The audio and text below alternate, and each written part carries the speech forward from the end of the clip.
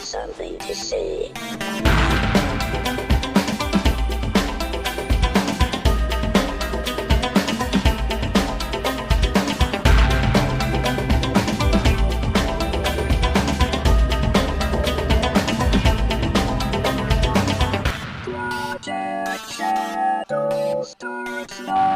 Hello everybody, and welcome to this episode of Project Shadow. My name's Charlie. You might know me better as sci-fi fantasy writer C.E. Dorset, and this is going to be a personal episode today. I kind of haven't done one of those in a while. I actually asked on Twitter what I should do today's episode on, and I apologize terribly because I am very good at mispronouncing names, but Lonnie Vanador, hope I get your name right, and I had a brief discussion and decided on this because, yeah, that's what we did. And it's not going to be one of those episodes. And I know you know what I'm talking about because I podcasted through the deepest, darkest, dankest parts of my depressive thing that I had a couple years ago. It's not going to be one of those. If you saw the episode title, it was Don't Forget to Breathe. And this is the greatest bit of wisdom I have ever received in my life. And I know you're probably thinking, well, that's stupid because we have to breathe. But no, we do things with our breath that can really throw us off. Now, you know, I've been really, really excited because Crucify My Love is finally out. Yay! And then things went wrong with the print book, and that was like pure nightmare fuel for a writer. And then things went wrong for the rollout of the podcast audiobook version, which is actually up in a lot of places now. If you're interested, Mask of the Gods, look in your favorite podcasting app. It might be there now. But yeah, that was stressful and a lot of things that shouldn't have happened, but technology's weird. And yeah, so y'all know I've got some issues when it comes to being like obsessive and depressive and wonderfully dysphoric. But I let myself work like a bunch of 12-hour days in a row because I wanted to get artwork done, and I'm still editing audio for the book, and I can't get the cover of the audiobook to upload so that it can appear in Audible, and I don't know why, but that's an issue for another day. So I'm still working on that audiobook, and I'm doing promotion and trying to get out there and talk to people, and that's fun. And I'm trying to set up some interviews so I can talk, you know, all the things that an introvert like me really doesn't like to do. That's book launch. Yeah, I'm one of those people that just kind of wishes I could be like, and it's out the door. There it goes. Oh, look, people are finding it. But that's not how the real world works. So, living outside my comfort zones for 12 hours a day for quite a few days this week led to a depressive fit last night and has left me in a very dark and dismal place today. But the moral of the story is, don't forget to breathe. Now, remember how I said that was the best advice that I ever got? It's so important that it's actually my screensaver on my Mac, because when I forget to breathe, it takes enough time that the screensaver actually kicks in and it pops up, don't forget to breathe, and I go, oh yeah, I should breathe. And on we go. So what do I mean by that? We get excitable and we get depressed. And when we do both of those things, you can tell in your breathing. It becomes ragged, it becomes jagged, it becomes shallow. And when you see those things, you can actually take a moment and step back and just breathe. It sounds like the silliest advice you could ever get. But taking a moment for controlled breath, and I'm not going to do an exercise with you because there are a lot of really good ones. And this isn't one of those where there's like a magic bullet that works. There are several different techniques that I like that over the years I found have worked for me.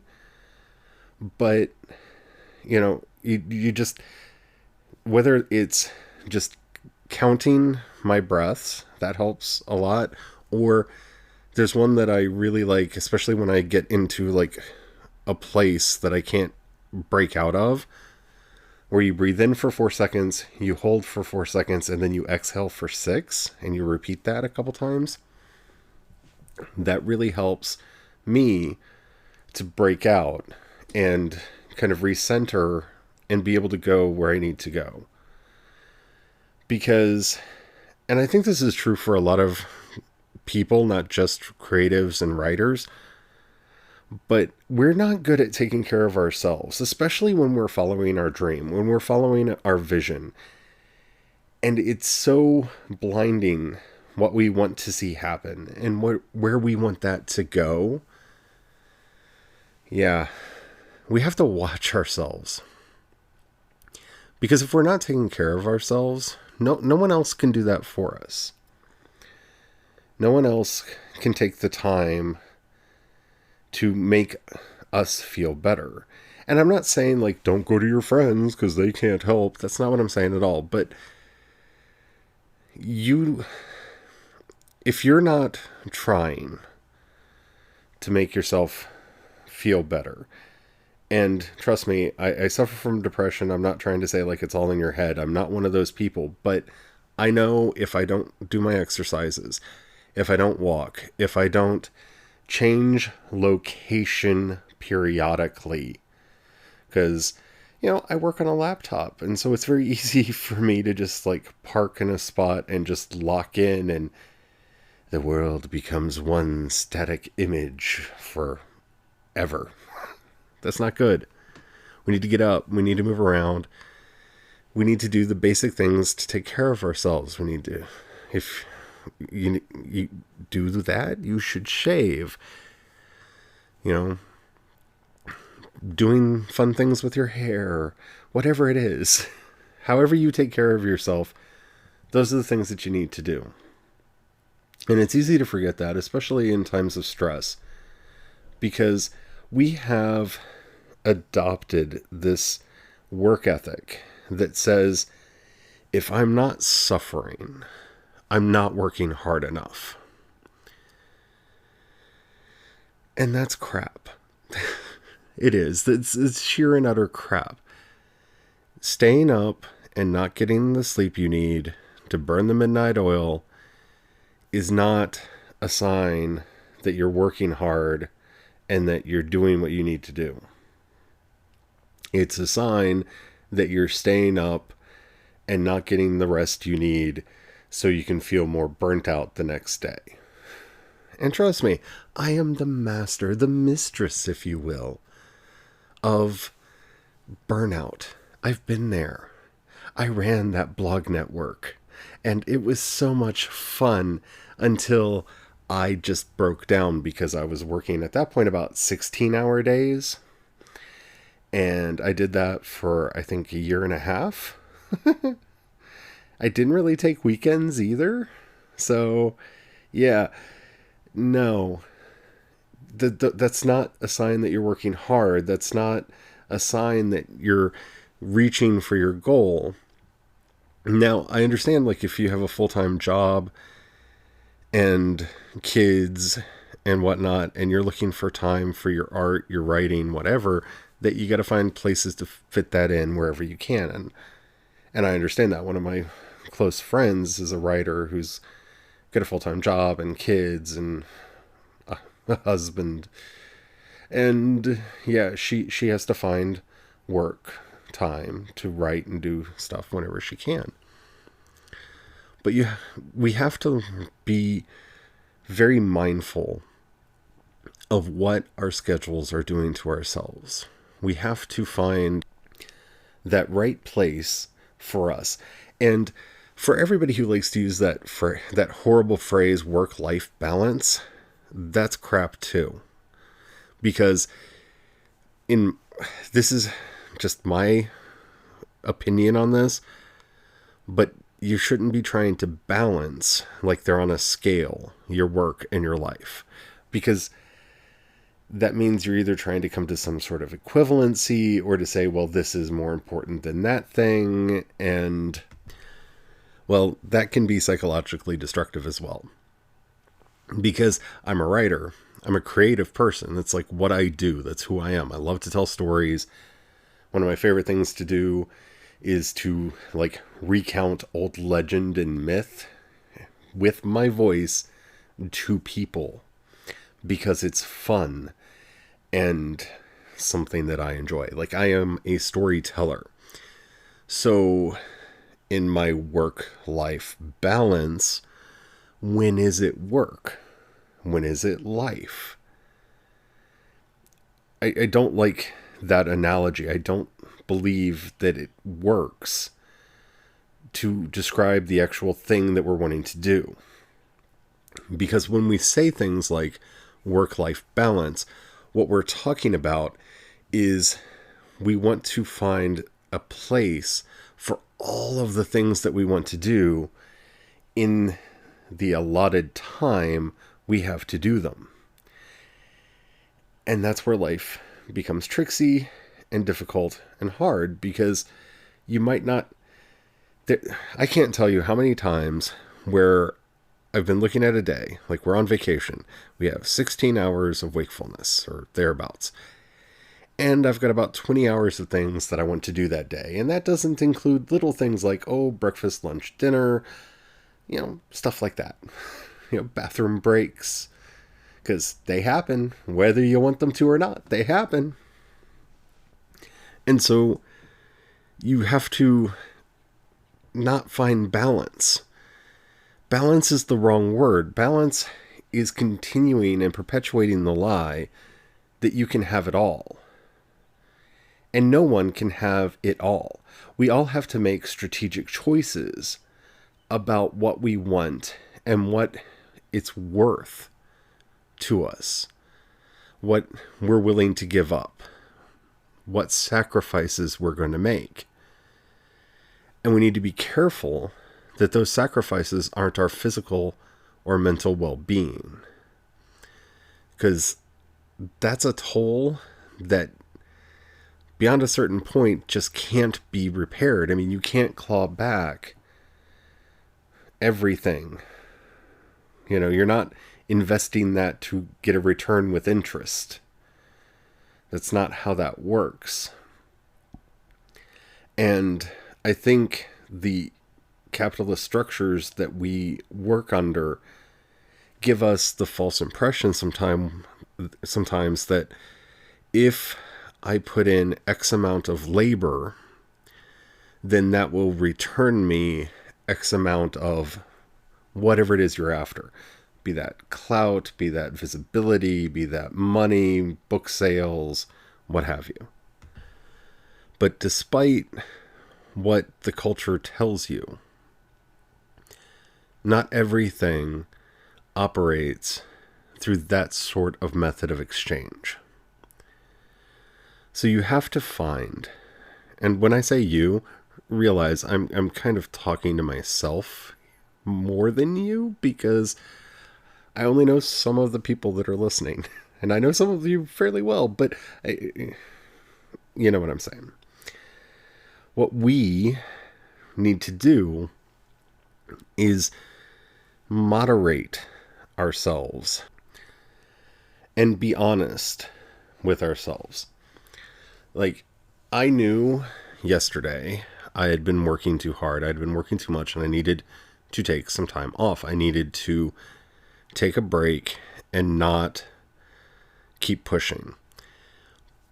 But I kept working because I had a to-do list, and I needed to make sure that I did everything that was on the to-do list. So instead of looking at that to-do list and saying, well, what could I do tomorrow? What could I push off? What does not absolutely have to be done today? that I could take the time tomorrow to do so I can have some time today to just relax, unwind, and get focused for tomorrow, I pushed on and I pushed on and I broke myself. And I have to say, breaking yourself may be one of the best euphemisms that I have in my vocabulary for that thing what I do to myself periodically. It's funny when you think about it, because it's not, I didn't break myself. I'm not a G.I. Joe with a rubber band in his waist that if you spin it too many times, the rubber band will snap. That's not who I am. That's not what I am. But the analogy pervades almost everything that I do. So no, that's not the right way to put it. I didn't break myself. I was pre-broken. I've been broken for a very long time. And I just haven't taken the time to deal with those things, those little things. Like, that's why I brought up shaving. I have several severe gender can't even talk today. Gender dysphoria triggers. One is my voice, which is why, editing an audiobook of me talking for hours and hours and hours. Yay, that's fun. And the other is I don't like my facial hair. So, being the bright, wise, enlightened person that I am, knowing that I'm going to be sitting listening to the sound of my own voice for hours and hours and hours, neglected to shave because I'm not leaving the house. I'm just getting my work done and nobody's going to see me.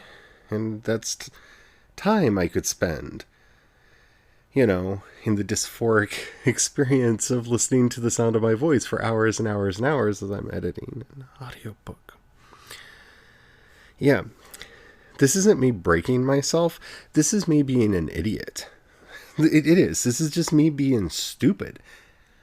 I know that I'm going to be sitting there just poking at a button, just, scratching that scab, just scratching it. So, why not put a couple other ones in there that I could be doing that too? And I use my example because in some ways I feel that it's just too extreme for anything. But because I hope it highlights maybe those activities in your own life that you neglect. And they might be something simple like making yourself tea. I love having a pot of tea. Maybe even a couple pots of tea every day. I like tea. It makes me happy.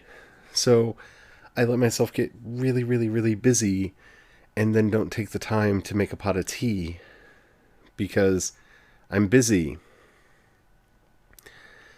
Well, it's not like the tea's going to magically make me better, but it's a little bright spot. It's a little respite from everything. Do you have one of those? You should find out what they are, because those are the important things. When we're saying that stupid phrase, work-life balance, the thing that we're actually looking for is those little bright spots, those little moments of joy that we can bring into our own lives to have peace, to have that recharge. And I know what mine are. And hopefully you know what yours are, but just in case you don't, other than tea, mine's listening to music. And the genre actually changes depending on what I'm doing in the mood that I'm in lately, and I blame this exclusively on having watched The Dirt.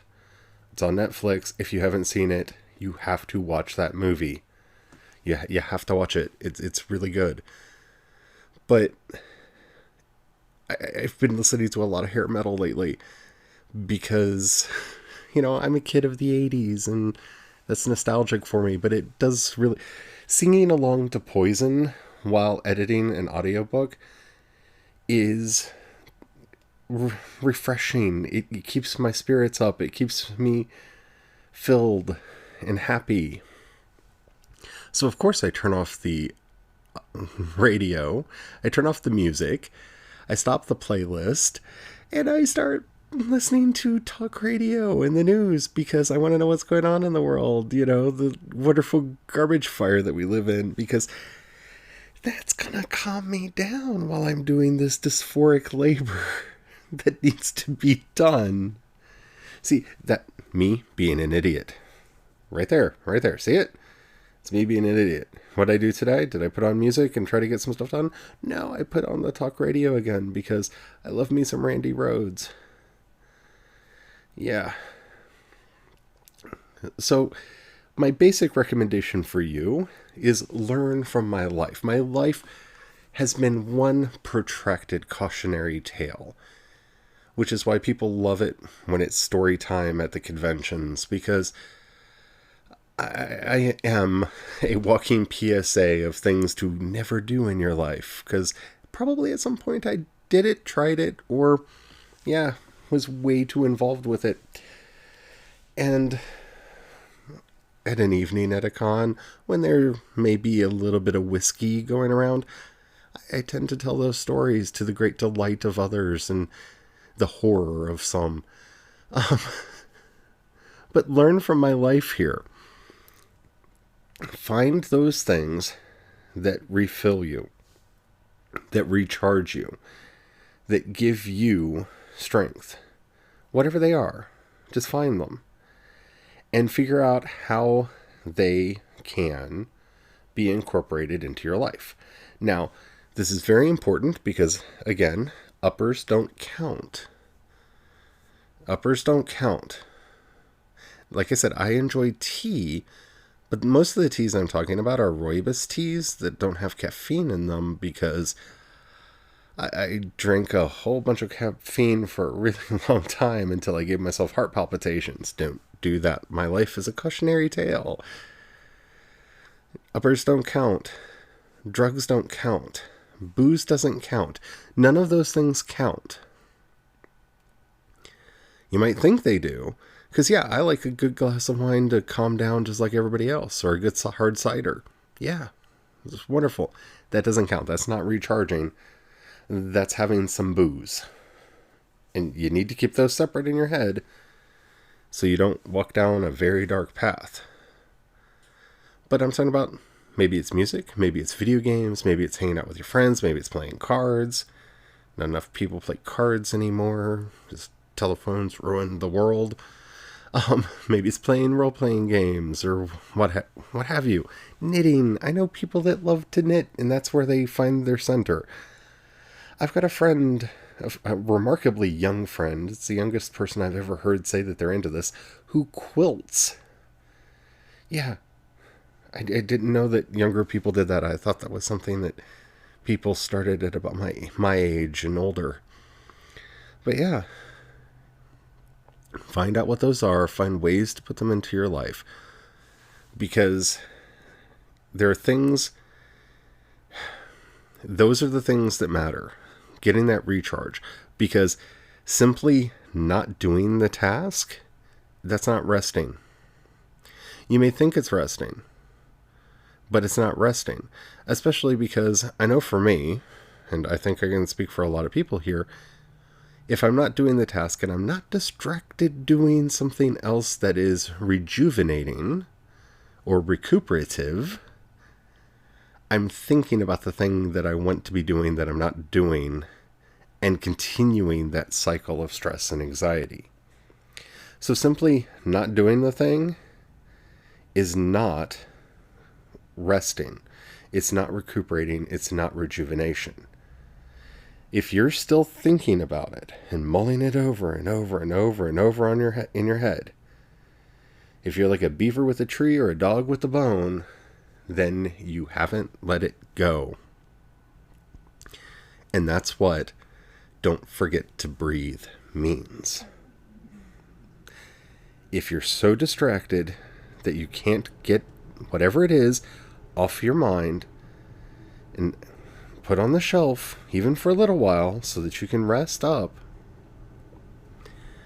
you're just continuing to wear yourself down. And trust me, I understand. Sometimes that can be difficult. I've had health issues in my own life. I've friends, family. I understand there are a lot of things with businesses and everything that can be very stressful. And I may or may not be living with several of those things right now. But you have to find a way to put those things down just for a little bit and not feel that stress, not feel that anxiety. Because that anxiety and that stress is going to just continue to cause harm and break you down. And it pains me when I see other people going through this, especially because I know how often I do it to myself. And over the last couple days on Twitter, I have noticed a lot of other people kind of going through what I am. Maybe it's not with a book launch. Maybe they're querying their book, or they're writing their first draft, or they're in edits or revision, and they're allowing themselves to get worn out and burnt out and just torn down by the process. Their anxiety and stress is just eating them up. And so when it was suggested that I do an entire episode on this topic, I just felt like, yeah, it's time, because we're hurting ourselves. We as a writing community are hurting ourselves more than the apathy of the public could ever do. More than Amazon and all of its might and wisdom, our great benevolent Lord who gives us our money. Please, I said nothing bad about you.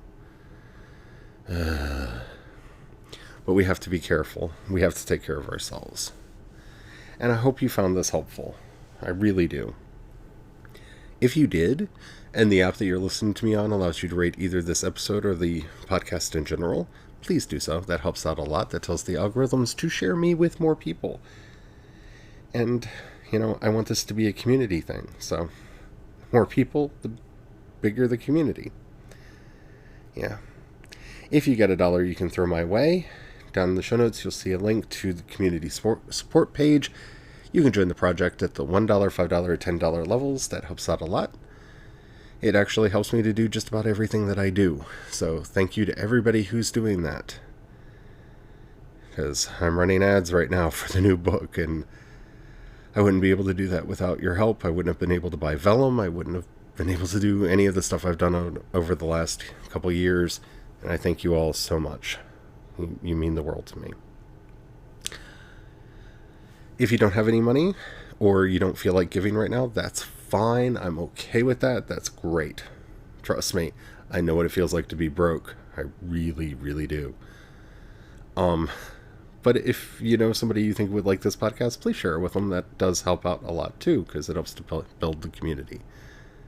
Don't forget, if you want to check out my new audio series, Mask of the Gods, it should be available in more podcasting apps and directories today. Just go to maskofthegods.com or anchor.fm/maskofthegods, and you'll find links to everywhere that it currently is. Same with this podcast. If you want to listen to it on a different app, or if you're listening to me on the web, you can click and it'll show you all the places that it is. That'd be great. I really have put my heart and soul into this book and podcast, and I hope you all like it as much as I do. If you want to connect with me, Twitter is seriously a great place, because I spend way too much time there. It's like my procrastination go-to place. I'm CE Dorset on Twitter. Or, if you would like to be more personal, you can go to anchor.fm, download the Anchor app, follow Project Shadow, and then you'll see a button that says voice message. Keep it clean so I can use it on the show, but you can send me a question, a comment, or a topic you'd like to hear discussed on the show. I've actually gotten a couple of those. There's some webcomics I've been trying to fit in that were suggested to read, to do a review of. I'm working on that. And I got a request to do a review of What is it called? Love, Sex, Robots, and Death. Love, Sex, Death, and Robots. That animated thing that they put up on Netflix recently. And I got that planned for this weekend to watch. So I'm hoping by Tuesday I'll do that. I want to thank Hipster Spock for asking my thoughts about that. Anywho, until next time, don't forget, have the fun. Bye.